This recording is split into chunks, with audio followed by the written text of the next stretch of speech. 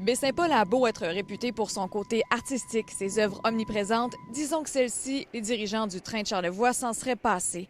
Un immense graffiti de près de 75 pieds recouvre l'une de ces voitures.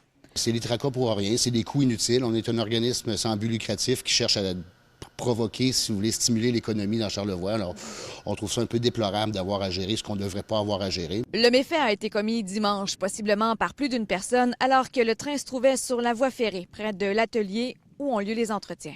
Qui ont dû faire à peu près une heure ou deux, d'après ce que je me suis fait raconter, par des experts en la matière. À l'origine, il y en avait jusque dans le milieu des vitres. On a fait quand même enlever cette portion-là dimanche soir pour pas que la clientèle soit impactée. En attendant de trouver la solution pour remettre la voiture en bon état, cet employé fait des tests.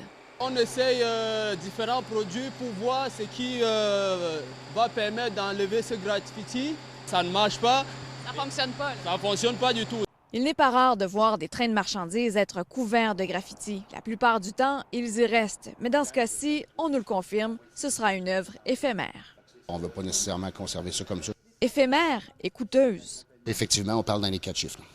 Les malfaiteurs avaient certainement planifié leur coup, à tout le moins fait du repérage sur le terrain, parce que, voyez, ces 2 caméras de surveillance ont un point de vue sur une façade du train.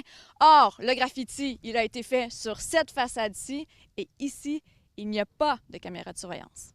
On devrait faire attention à ce qu'on a si on veut garder notre ville aussi accueillante. Moi, je pense que c'est un manque de respect en quelque part. C'est dommage de s'attaquer.